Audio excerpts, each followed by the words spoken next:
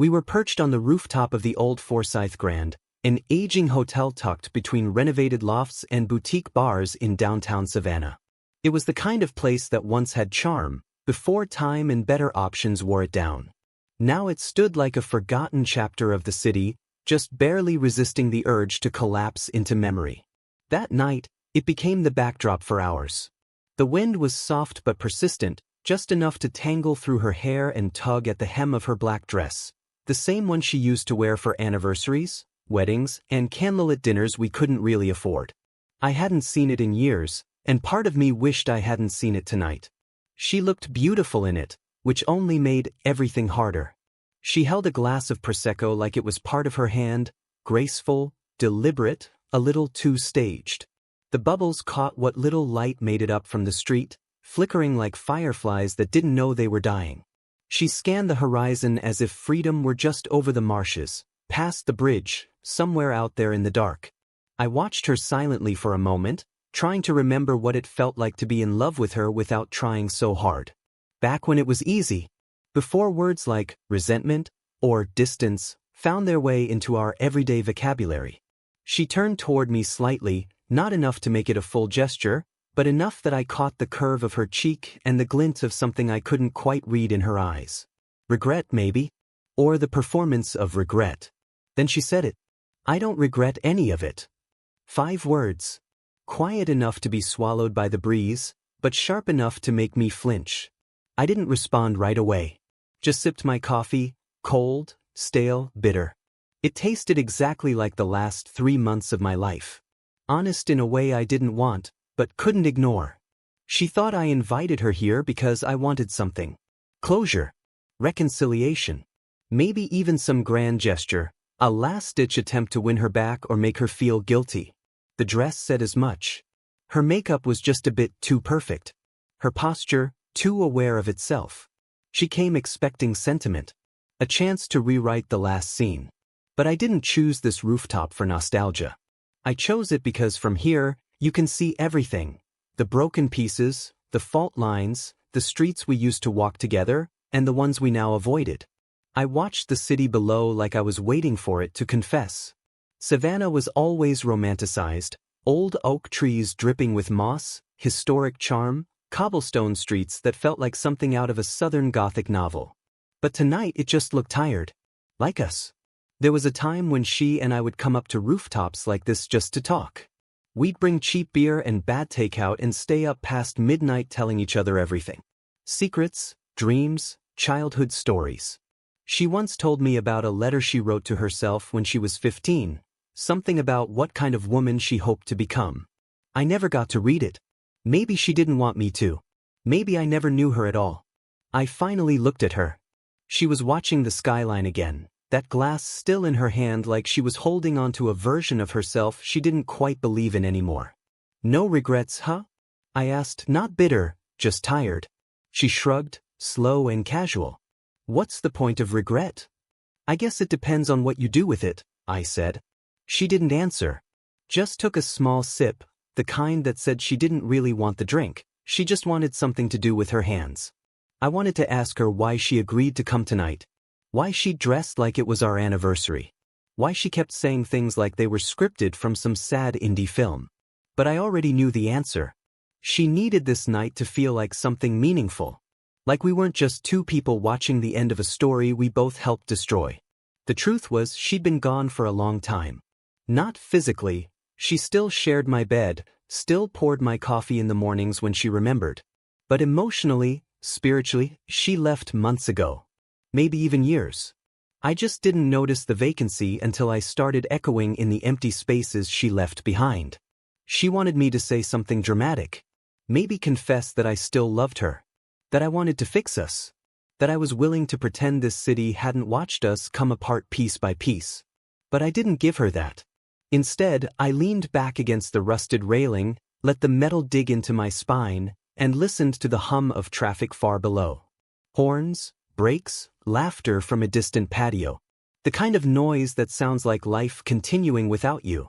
Do you remember the first time we came up here? I asked. She hesitated. Barely. It was after that party, right? No. Before that.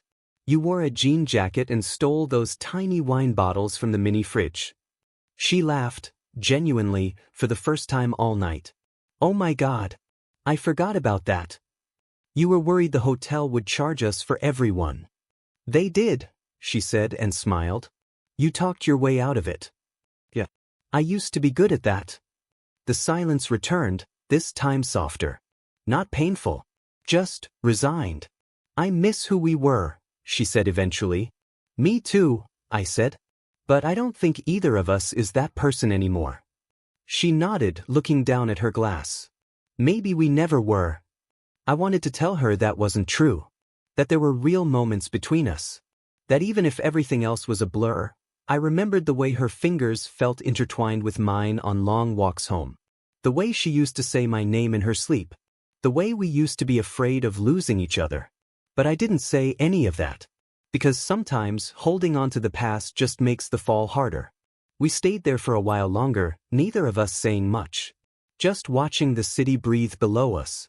Like we were suspended above our lives, not quite ready to return to the mess we left behind. Eventually, she looked over at me again. So what now? I drained the last of my coffee, the cold bitterness grounding me. Now, I said, we wait for the sun. And in the quiet that followed, we both knew this was the last time we'd ever sit side by side and pretend the ending hadn't already happened.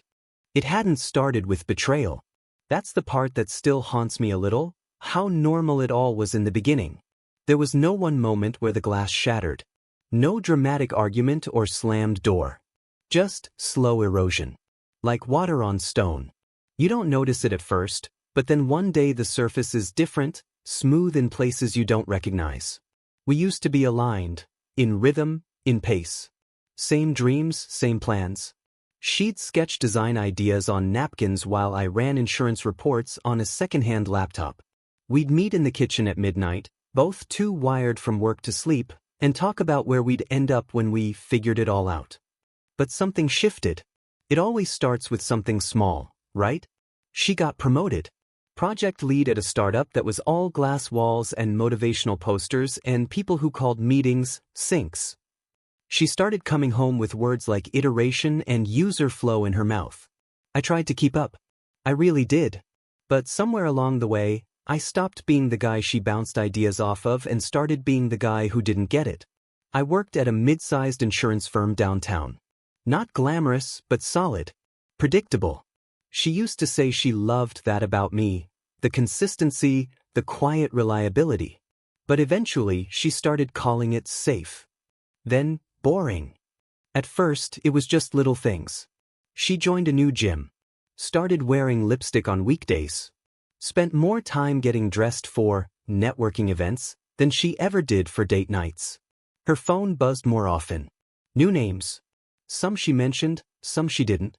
When I asked, she smiled and told me I was being dramatic. I believed her. Because you want to believe the person you love isn't lying to you. Not even lying, just slipping. And you think, if you just love them a little harder, they'll come back. Then there was the laundry. Lingerie that I hadn't seen before, but I sure as hell knew hadn't been bought for me. Lacy, expensive, impractical. Things you don't wear for comfort or alone. I didn't ask. Not right away. Because once you ask, you can't unask. And if the answer is what you fear, then the pretending is over. Then came the scent. A cologne that wasn't mine, faint but distinct, clinging to her coat like a secret that didn't want to stay hidden. I remember the first time I noticed it. She came in late from some team drinks, threw her jacket over the back of a chair, and kissed me on the cheek. I stood there for a full 10 seconds after she left the room, just breathing it in. Trying to tell myself it was nothing. I blamed stress. Blamed myself. Told myself she was just tired, that maybe I'd let things slide. Let us slide. I started leaving notes for her in the mornings again. Started cooking more, doing little things I thought might remind her of who we used to be. But it didn't matter. Because whatever she was chasing, it wasn't me. And every time I tried to ask, really ask, she flipped it. Turned my concern into control. Accused me of keeping tabs, of suffocating her, of not trusting her. It was subtle, the way the gaslight flickered.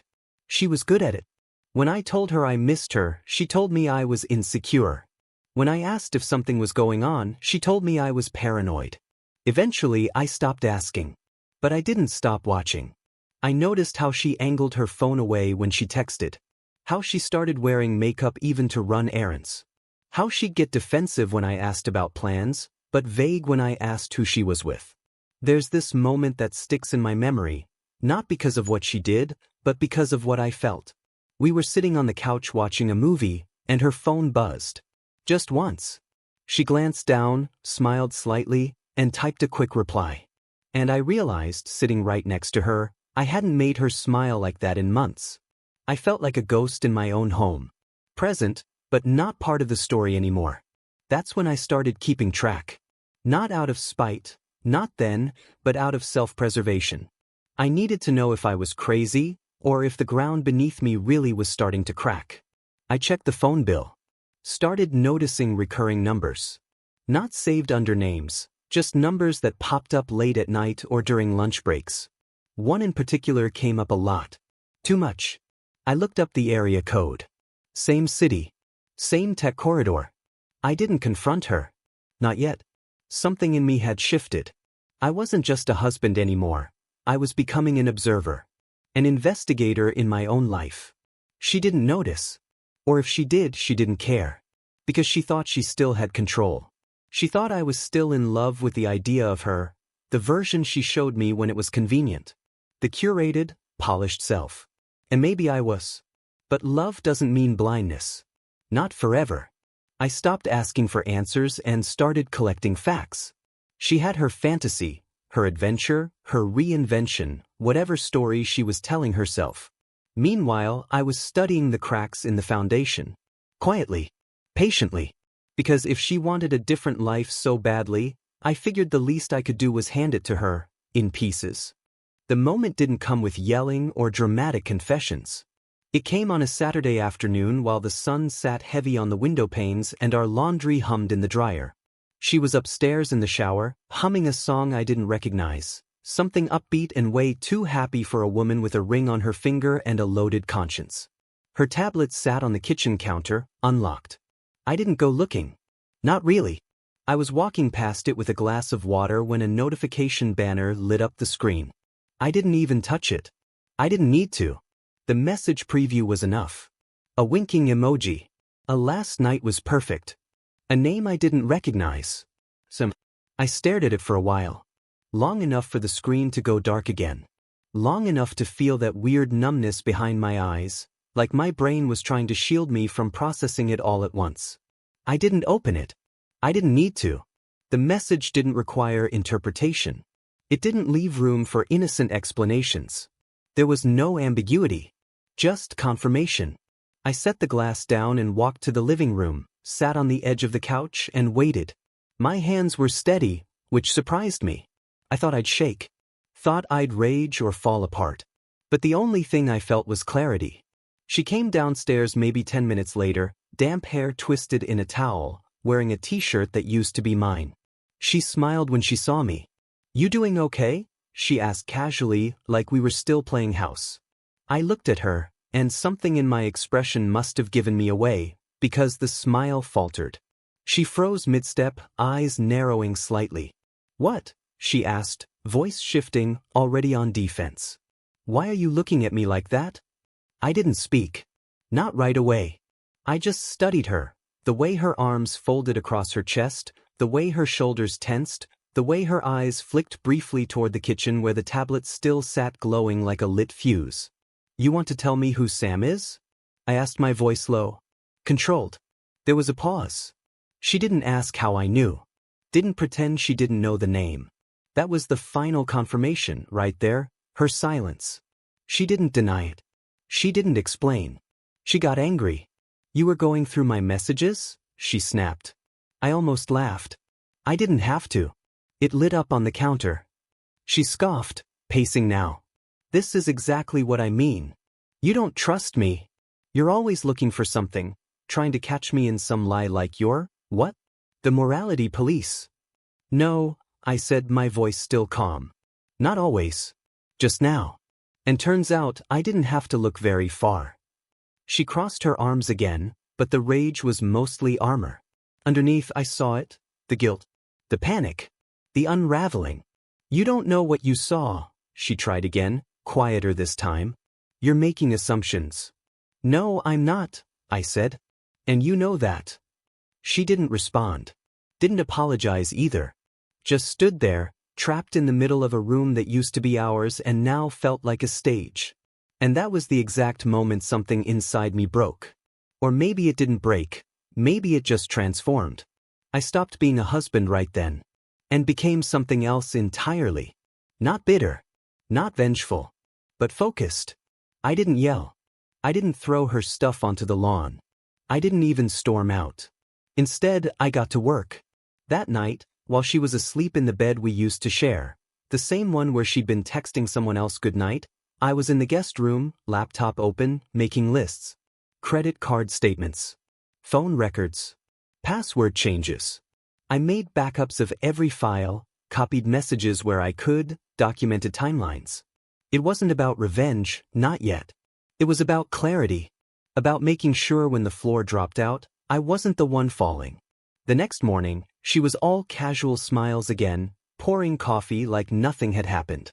Like we hadn't hit the iceberg and just decided to keep sailing anyway. You working today? She asked. I nodded. Yeah. Long day. Probably. She leaned over and kissed my cheek. I didn't flinch. Didn't lean in either. I just let her kiss the man she thought still didn't know. And when she left, I locked the door behind her and started phase 2. I installed discrete cameras. Nothing over the top, just enough to confirm patterns. I set up alerts on our shared accounts. I started pulling cash into a separate account under my name, one I hadn't touched in years. I contacted a lawyer, not to file, not yet. Just to understand the map before I made a move on the board. She thought she had control. That was her mistake. Because I wasn't waiting for another message. I wasn't going to be blindsided twice. She wanted to play chess with a man she thought was still learning the rules. She didn't realize I was already 3 moves ahead. I wasn't planning to destroy her. I was planning to let her destroy herself, while I quietly removed everything she could take down with her. By the end of that week, I had receipts. Literal ones. Dinner reservations for 2 at places I'd never heard of. Lyft charges to addresses she never mentioned. A private Instagram account I stumbled across through tagged photos. One where Sam had posted a picture of her hand resting on his knee, no ring, with the caption, "Lucky." She wasn't even being careful anymore. That was the thing. She didn't expect consequences, not really. I printed the photo. Not to confront her. Not yet. I just wanted to hold it in my hand and remind myself this wasn't paranoia. This was real. And the man she thought was still in love with her, the one who begged her to come home early and tried to believe her late-night stories, he was gone. What was left was someone far more dangerous. Someone quiet. Someone with a plan. I don't know what I expected. Some tall, brooding mystery guy with a cryptic job title and a sad past, maybe. Someone older. Sophisticated. The kind of man who could sweep her away in some ridiculous movie plot where I'm just the safe option she outgrew. But no. Sam was tech support. Literally. Not even the head of the department. Just some 24-year-old kid who rebooted people's laptops and handed out Ethernet cables. Wore off-brand cologne and sneakers that cost more than my monthly car payment. Had a jawline like he knew it was his only real asset and a social media feed full of protein shakes and motivational quotes. I saw him once, in real life. That was the day it all snapped into place. She had told me she was working late. That they had a big rollout, and she was staying to help her team get through the final push. She kissed me like she always did when she was about to lie, soft, practiced, eyes already half out the door. I knew where she'd be. There's a cafe she used to love, Blue Fern on Tatnall Street. We used to go there on Sundays when we were still playing the part of a couple that did brunch. She said the chai there tasted like childhood. I never asked what kind of childhood she had. That should have been a clue. That afternoon, I drove by slowly, parked across the street, behind a half-dead magnolia, and watched through the wide front window. There she was. That same damn black dress. The one she wore on the rooftop. The one I bought her 2 anniversaries ago, with a note and a wrapped box and all the stupid effort that feels laughable now. She was laughing. Head tilted, full teeth, the kind of laugh I hadn't heard from her in months. It was aimed straight at him. Sam was sitting across from her, wearing a white t-shirt tight enough to show off his biceps, like he had something to prove. He leaned across the table with that dumb cocky grin and tucked a strand of her hair behind her ear. And she let him. Not a flinch. Not a pause. Just smiled, like it was the most natural thing in the world to be touched like that by someone who didn't carry 10 years of her life in his rearview mirror. That moment? It didn't even hurt the way I thought it would. It just clarified everything. There was no fixing this. No undoing it. You don't come back from watching your wife act like someone else's girlfriend in a place that used to belong to both of you. I didn't go in. Didn't cause a scene. Didn't even take a photo. I already had enough. Later that night, while they were still clinking glasses over shared pastries, I was collecting proof. I had installed a small camera in her car weeks ago, wired through the dash cam system. I pulled the footage. Watched her drive there. Watched him get into the passenger seat. Watched them kiss before pulling out of the lot. That kiss? That's what I sent to my lawyer. A clean, high-resolution snapshot. Just enough to establish pattern. Just enough to matter. But I didn't stop there. Sam had a girlfriend. A fact I discovered with one quick dive into TikTok. Her name was Mariah. She posted content about intentional living, smoothie bowls, and doing trust exercises with your partner. I watched a video of hers the same night I watched my wife kiss her boyfriend. She looked happy.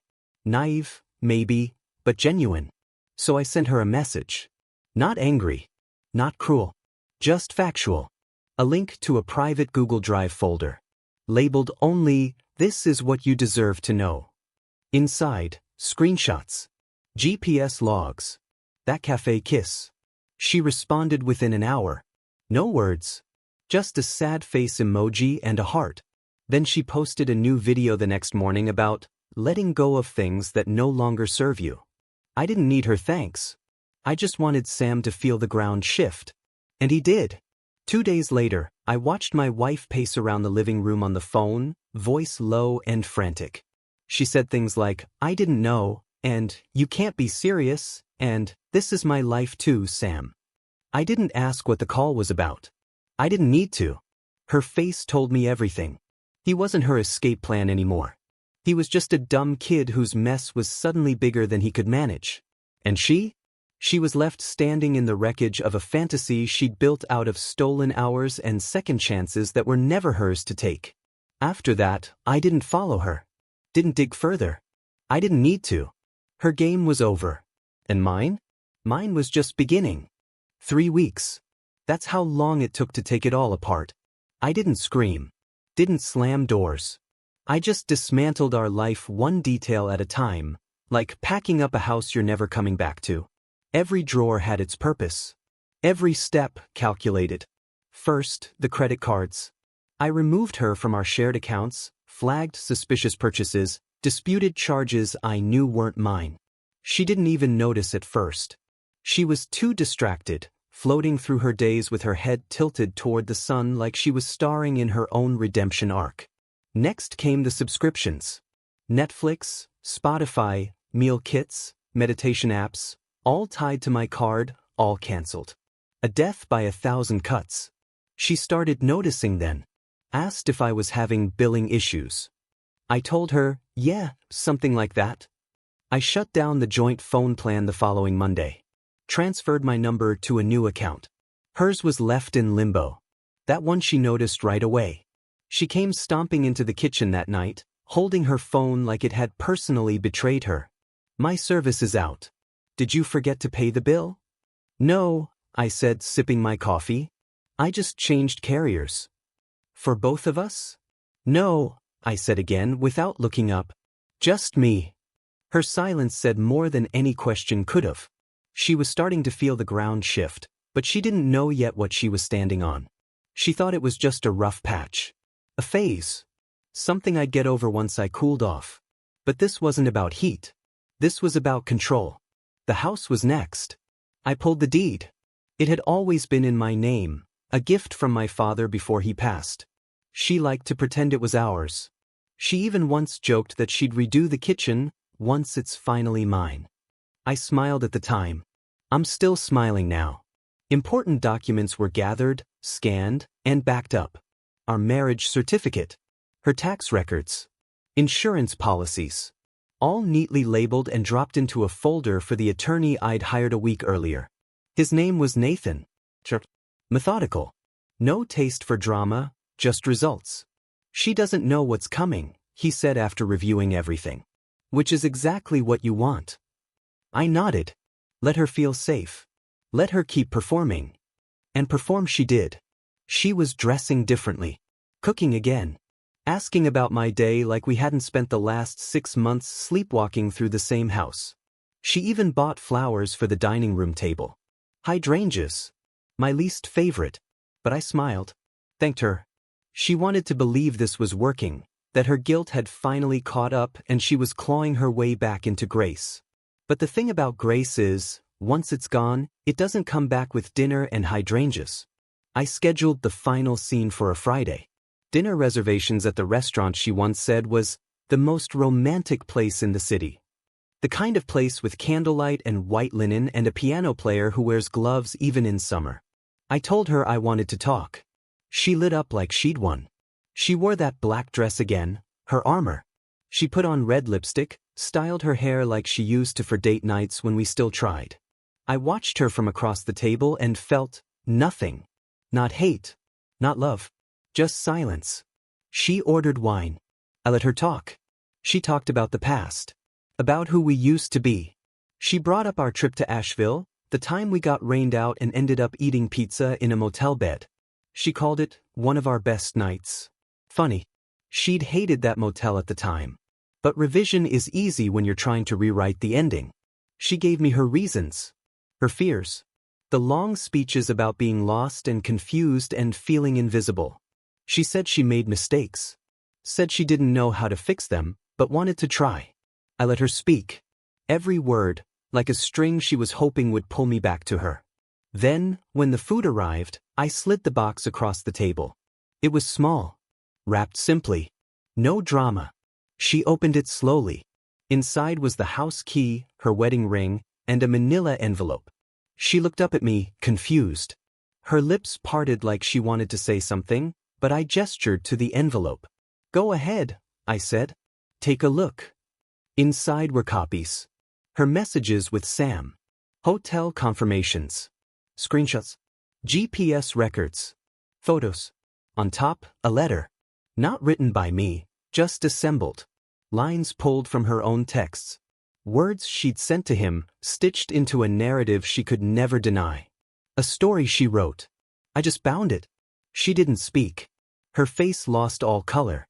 Her hands shook, and for once, she had no script. No defense. No performance. Just the raw realization that she wasn't the one directing the story anymore. I stood. The papers are already filed, I said. You'll be served next week. She blinked. What do you mean? I mean, I said calmly, you don't live here anymore. And with that, I walked away. Left her sitting at a table meant for anniversaries, dressed for a victory she never won. The music played on behind me. The candles flickered. And I walked out into the night, finally free of the illusion. That night, everything clicked into motion.